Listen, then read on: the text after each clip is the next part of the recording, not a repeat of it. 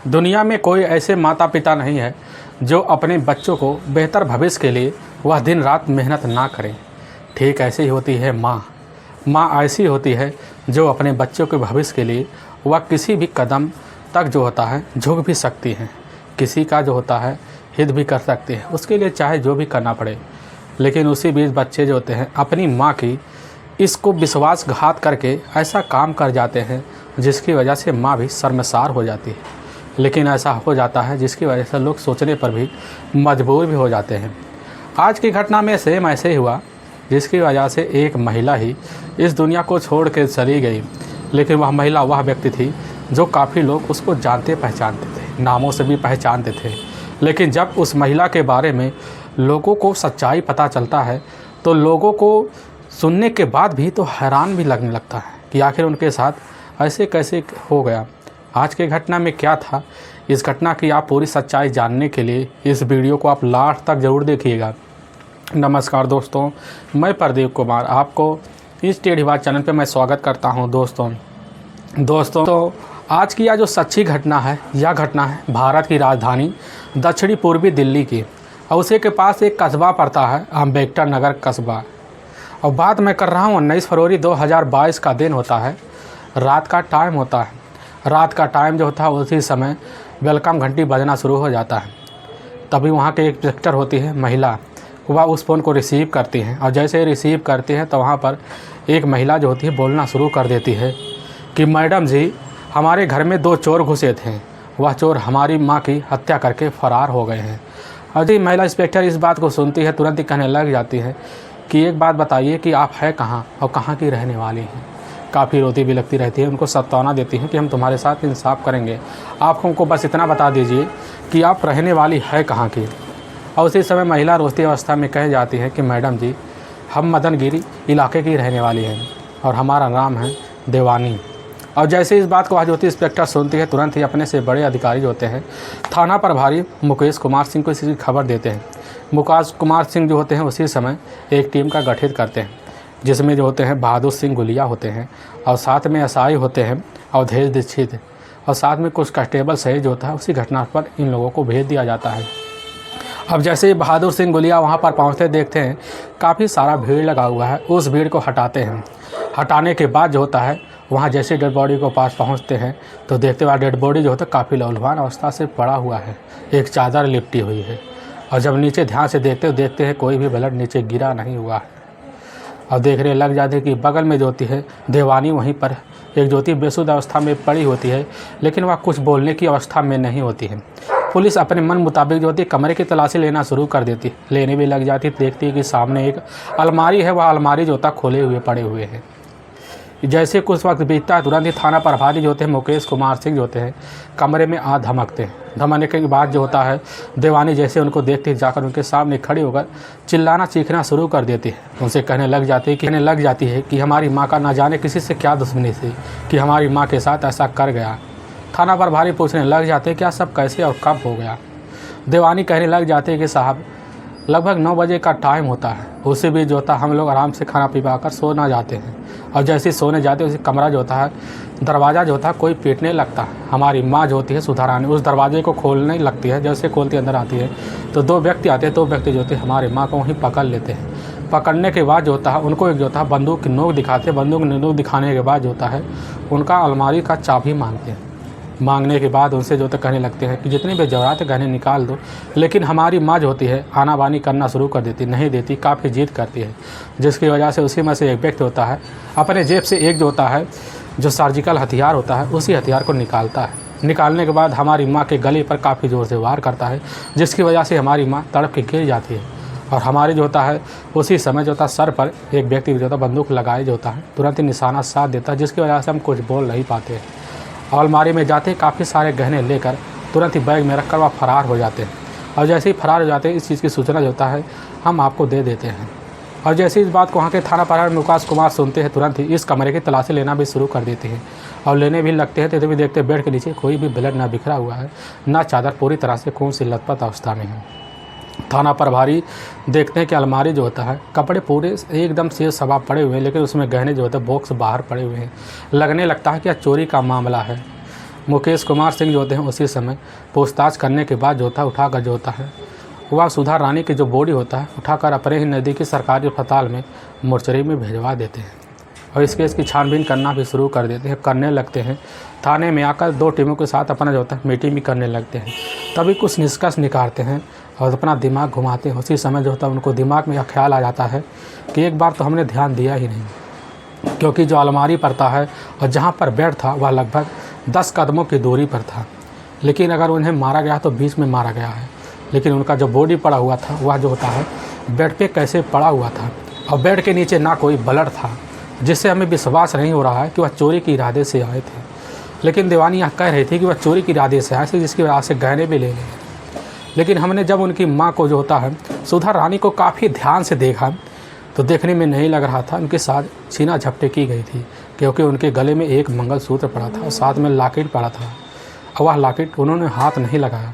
इसलिए हमें शंका हो रहा है कि देवानी हमसे कुछ ना कुछ सच्चाई छुपा रही है और उसके ऊपर में पूरी तरह से शंका हो रहा था। तुरंत ही मुकेश कुमार जो होते हैं उसी समय टीमों के साथ जो होता है दोबारा देवानी के पास जाते हैं और जब जाते हैं तो वहाँ पर उसके साथ उसके मामा होते हैं संजय भी होते हैं वहीं पर दहाड़े मारकर वहीं भी चीख चिल्ला भी रहे होते हैं।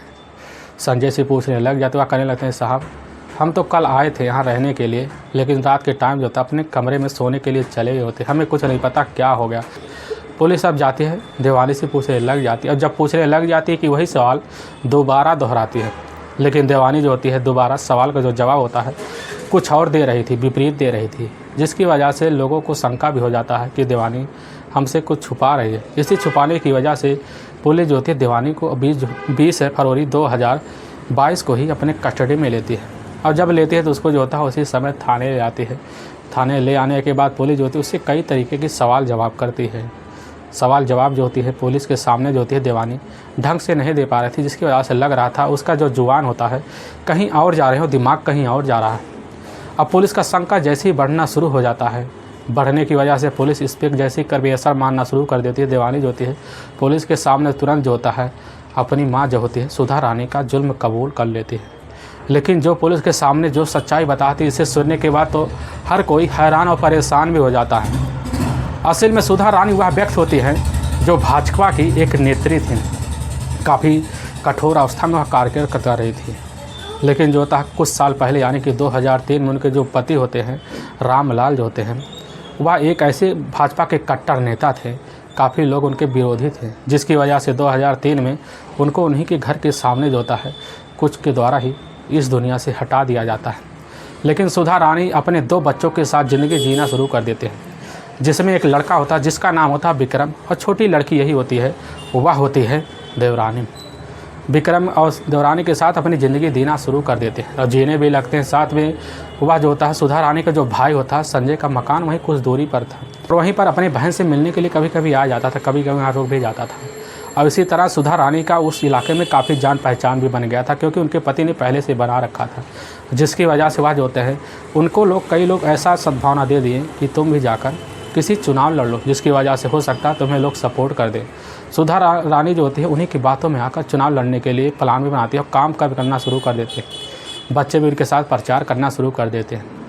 तभी जो होता है 2007 में नगर निगम परिषद का चुनाव होता है उसी इलाके में और उसी चुनाव को लड़ती हैं, लेकिन काफ़ी मेहनत करती हैं और लड़ती भी है, लेकिन काफ़ी कम मतों से वह जो होती है उनको हार का सामना करना पड़ जाता है विपक्षी दलों की वजह से, जिस वजह से अपनी ज़िंदगी उसी दिन से तो जीना शुरू कर देती है और जीने भी लगती है।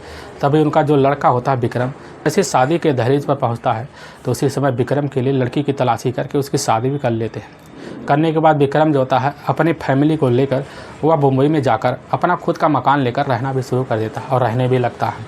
अब जो होती है देवानी जो होती है देवानी अपने ही इलाके में जाकर एक कॉलेज करती है, कॉलेज में अच्छे से पढ़ाई करती है, करने भी लगती है और वहीं पर जो होता है उसके ही कॉलेज का रहने वाला एक लड़का होता है जिसका नाम होता है शिब्बू सिंह। शिब्बू से जाकर वह उसी कॉलेज में मुलाकात कर लेती है। कॉलेज में मुलाकात करने के बाद उसके काफ़ी ज़्यादा करीब आ जाती है। उधर जो होता है कॉलेज में उसके साथ प्रेम प्रसंग कर बैठती है और जैसे उसकी जो माँ होती है वह माँ सुधा रानी को जैसी ही खबर लगती है, सुधा रानी जो होती है अपनी बेटी का शादी करने का फैसला ले लेती है, क्योंकि सुधा रानी का जो था उसी इलाके में उनका काफ़ी नाम था, लोग उनको अच्छे नाम से जानते थे, संस्कार के नाम से भी जानते थे। इसीलिए सुधा रानी जो होती है नोएडा के ही रहने वाला एक लड़का होता है। वह लड़का होता है चेतन, जो होता है एक फार्मिंग में काम करता था। काफ़ी अच्छे से उसका काम चलता था और वहीं पर काफ़ी अच्छे पैसे कमाता था। काफ़ी जाना माना व्यक्ति का बेटा भी था। उसकी माँ जो होती है चेतन के साथ जो होती है अपनी बेटी जो होती है वह जाकर देवानी की शादी कर देती है। देवानी अपने पति चेतन को जब पाती है तो अपने हिसाब से ना पाकर काफ़ी नाखुश रहती है। लेकिन कैसे का तैसे कर जो होता है उधर देवानी और चेतन की जो ज़िंदगी होती है 5 साल बीत जाता है। इसी बीच देवानी को जो होता है एक 4 साल का बेटा होता है। लेकिन जैसे 5 साल बीतता है तो उसी बीच जो होता है बीतने के बाद जो होता है देवानी और चेतन के बीच जो होते हैं किसी बात को लेकर आए झगड़े तकरार शुरू हो जाते हैं। झगड़े तकरार की वजह से जो होता है देवानी अपने पति को छोड़कर जो होता है अपनी माँ के पास आके रहना शुरू कर देती है। लेकिन रहने भी लगती है तो उसी देवानी का जो पुराना आशिक होता है वह होता है सिब्बू सिंह से जाकर वह मुलाकात करते हैं।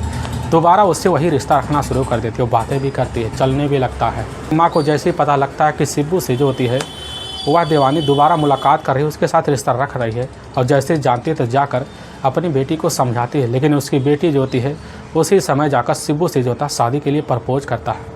लेकिन सिब्बू जो होती है देवानी को एक कमरा लेता है, उसी कमरे में लेकर रखना भी शुरू कर देता है और वहीं पर लिव इन रिलेशन में रहना भी शुरू कर देते हैं और रहने भी लगते, अपनी ज़िंदगी काफ़ी आराम से गुजारते हैं। लेकिन उसके साथ जो होता है देवानी के साथ उसका 4 साल का बच्चा भी साथ में रहता है। अपनी ज़िंदगी गुजारना शुरू कर देते हैं। लेकिन जैसे इधर लगने लगता है सुधा रानी को कि हमारी बेटी की वजह से हमारी काफ़ी ज़्यादा बदनामी हो रही है, इसीलिए जाकर सुधा रानी जो होती है अपनी बेटी देवानी को काफ़ी समझाती है। समझा बुझाकर उससे कहने लगती है, बेटी तुम जो होती है अपने पुराने पति चेतन के पास लौट जाओ, उसके साथ रहना तुम्हारे लिए खतरों से खाली नहीं है। लेकिन देवानी जो होती है वह अपनी माँ की बात नहीं सुनती। वह तब भी जो होता है सिब्बू के साथ रहने के लिए हर कदम जो होता है हर शब्द में उसके साथ रहने के लिए राजी भी रहती है। लेकिन जैसे ही सुधा रानी को लगने लगता है कि हमारी बेटी मानने वाली नहीं है तो सुधा रानी जो होती है उसको अपने ही घर बुला लेती है और साथ में उसके 4 साल बेटे को भी अपने घर में रख लेती है। लेकिन देवानी इस बात से इनकार नहीं करती और रहने भी लगती है, चलने भी लगता, समय बीतने लगता है। लेकिन जब वो आती है सुधा रानी जब अपने काम के लिए निकल जाती थी तो जो होती है देवानी अपने आशिक को बुलाकर अपने ही घर में उसके साथ रिलेशन बनाती थी और वहीं पर जो समय बिताती थी और चलने भी लगता, वक्त बीतने लगता, समय बीतने लगता है। इस तरह बीतने लगता है कि इन दोनों को ज़िंदगी लग रहा था काफ़ी आसान हो गया था। तभी इसी बीच जो होता है सिब्बू का एक दोस्त होता है, वह दोस्त होता है कार्तिक गौतम जो होता है उसी अम्बेडकर नगर इलाके का एक जो होता है काफ़ी जाना माना, थोड़ा बहुत वैसे देखा जाए तो चोरी छपारी करने वाला व्यक्ति होता है। और जैसे वह मुलाकात जो होता है सुसु के द्वारा ही गौतम जो होता है वह उसी समय जाकर देवानी से करता है। देवानी को जैसे ही वह गौतम देखता है, देखने के बाद उसका एक ही नज़र में दीवाना हो जाता है। दीवाना होने के बाद जो होता है कार्तिक वह एक ही नज़र में जो होता है वह देवानी को भी भा जाता है। देवानी भी वह कार्तिक को पसंद करना शुरू कर देते हैं। दोनों का प्रेम प्रसंग चालू हो जाता है। लेकिन इस बात की खबर जो होता है सिब्बू को कभी नहीं पता चलता, जिसकी वजह से देवानी बेधड़क जो होता है कार्तिक के साथ प्रेम प्रसंग भी करती है, उसके साथ रिलेशन में रहना भी शुरू कर देते हैं और चलने भी लगता, वक्त बीतने भी लगता। तभी इस चीज़ की खबर जो होता है वह जो होती है देवानी की जो माँ होती है सुधा रानी को खबर लगता है तो उसकी माँ और भन्ना जाती, वह कहने लगती है कि या तो उसको छोड़कर किसी और के साथ रास रचा रही। इसी वजह से जो होती है सुधा रानी अपनी बेटी को समझाने के लिए जाती, वह कहने लग जाती कि बेटी कि तुम अब भी समय है, अपने पुराने पति के पास लौट जाओ। सुधा रानी अपनी इस बात को समझा कर देवानी को काफ़ी इतला कर देती है, लेकिन देवानी समझने वाली होती नहीं है। इसी बात को इसको डर रहता है सुधा रानी को कि इसकी वजह से हमारी काफ़ी ज़्यादा ना बदनामी हो रही है, हमारी सारी इज्जत धरे धरे मिट्टी में मिल जा रही है। अपनी बेटी को कुछ ऐसा करना चाहिए जिसकी वजह से हमारी बेटी चली जाए। लेकिन इसी वक्त जो होता है जैसे वक्त बीतने लगता है तो सुधा रानी जो होती है एक चाल चलती, इसी चाल के तहत जो होता है अपनी बेटे के पास जाते हैं और देवानी के पास जाके बोलने लगती है कि बेटी अगर तो हमारे पास लौट के नहीं आई तो तुम्हारे लिए अच्छा नहीं होगा, अगर मैं अच्छा नहीं किए तो तुम्हारे लिए और भी अच्छा नहीं होगा। देवानी इस बात को समझ नहीं पाती, अपनी माँ से इसी बात को लेकर झगड़े तकरार करना शुरू कर देती। सुधा रानी जो होती है देवानी से आए दिन झगड़े तकरार करती। इसी वजह से एक दिन बीच में जो होता है सुधा रानी के मुख से निकल जाता, अगर तुम हमारे साथ नहीं रहोगी, अपने पति के पास नहीं जाओगी तो हम तुम्हें जो है अपने धन जायदाद से बेदखल कर देंगे। और इसी बात को जैसी वह सुनती है देवानी काफ़ी भन्ना से जाती है और इसी बात को लेकर आए दिन हर दिन झगड़े तकरार करते हैं। झगड़े तकरार से जो होती है देवानी इतना परेशान हो जाती है कि वह फैसला ले लेती है किसी झगड़े की जड़ जो है अपनी माँ को इस दुनिया से हटा देंगे तो हमारा जितना भी धन दौलत अपना हो जाएगा, अपने नए आशिक कार्तिक गौतम के साथ अपनी ज़िंदगी बिताएंगे। और इसी प्लान के होता है 15 फरवरी 2022 का दिन होता है। देवानी जो होती है अपने ही कमरे में अकेली बैठी होती है। उसी बीच जो होता है दिनेश गौतम उसके कमरे में आता है। आने के बाद वही दोनों बातें करते हैं। देवानी उससे कहने लग जाती है कि हमारे पास एक प्लान है, इसी प्लान को अगर तुम कर दोगे तो हम तुम्हारे साथ शादी कर लेंगे और सारा जायदाद तुम्हारे नाम कर देंगे। अब जैसे इस बात को कार्तिक सुनता हुआ काफ़ी खुश हो जाता हुआ कहने लगता क्या बात है। देवानी बताने लग जाती है कि तुम अगर हमारी माँ को इस रास्ते दुनिया से हटा दोगे तो यह जो है सारा जायदाद हमारा हो जाएगा और साथ में हम भी तुम्हारे हो जाएंगे। कार्तिक को यह सुनने के बाद उसके मुंह पे एक खुशियाँ लहर जाएगी। वह तुरंत ही इस काम को करने के लिए राज़ी हो जाता है। तभी जो होता है 19 फरवरी 2022 का दिन होता है, शाम का टाइम होता है। उसी बीच जो होता है देवानी के जो मामा होते हैं संजय भी आए हुए थे और जैसे ही खा पीकर आराम से सोने के लिए जा रही होती हैं उसी समय देवानी अपनी माँ जो होती है सुधा रानी से पूछने लग जाती है कि माँ जी हम चाय बना के ला रहे हैं, आप लोग पी लीजिए। देवानी की इस बात को सुन के जो होती है सुधा रानी तुरंत हामी भर लेती है। देवानी जाती है अपने ही किचन में जो होता है चाय बनाती है। उसी जो होता है एक कप में जो होता है काफ़ी सारी नींद की गोलियां मिला देती है और दूसरे कप में काफ़ी कम मिलाती है। वह दोनों कप जाकर एक कप अपनी माँ को दे देती है और एक कप जो होता है अपने मामा को दे देती है। उसके मामा जो होते हैं अपने फर्स्ट फ्लोर जो होता है उसी रूम में सोने के लिए चले जाते हैं और जैसे ही देखती है कि हमारी जो माँ है काफ़ी गहरी नींद में सो गई है, तुरंत ही वह अपने आशिक जो होता है उसी समय कार्तिक को फ़ोन करके अपने घर बुलाती है। घर बुलाने के बाद जैसे ही देखती है कि माँ काफ़ी गहरी नींद में सो रहा है तो जो होता है कार्तिक उसी समय अपने जेब से एक सर्जिकल हथियार होता है उसी हथियार को निकालता है। निकालने के बाद उसी समय जो होता है सुधा रानी के गले को काफ़ी बुरी तरह से घायल कर देता है, जिसकी वजह से वहीं पर सुधा रानी दम तोड़ देती है। तोड़ने के बाद दुनिया को छोड़ के चली जाती है। लेकिन इस प्लान को कामयाब करने के लिए जो होती है देवानी जो होती है अपने अलमारी से जाकर काफ़ी सारे गहने और जेवरात निकालती है। उसे निकाल कर जो होता है वह कार्तिक गौतम के हाथ में थमा दे उसको बोल जाती है कि तुम भाग जाओ और उस हथियार को जो होता है अपने कमरे से बाहर फेंक देती है। और रात के वक्त में जो होता है उसी समय पुलिस के थाने फ़ोन करने के बाद जो होता है जैसे पुलिस पहुंचती है तो पूरी जो होता है मामला पुलिस के सामने भी आ जाता है और पुलिस की जो टीम होती है उसी समय जाकर जब यह सच्चाई सुनती है, सुनने के बाद जो होती है कमरे के बाहर तलाशी लेती तो वहाँ पर वही सर्जिकल जो होता है हथियार जब्त किया जाता है। इसी मन पर पुलिस की जो टीम होती है वह जाती है कार्तिक गौतम को भी कस्टडी में लेती है। लेने के बाद ले जाकर इन दोनों पर कोर्ट में गंभीर मुकदमा दर्ज करके इन दोनों को ले जाकर जेल में डाल दिया जाता है। दोस्तों हमें इस घटना का सुनाने का उद्देश्य किसी को परेशान करना नहीं है और ना ही किसी को दिल को ठेस पहुंचाना है। बस आपको यह बताना है कि आप जहां भी रहें आप सावधान और सतर्क जरूर रहें।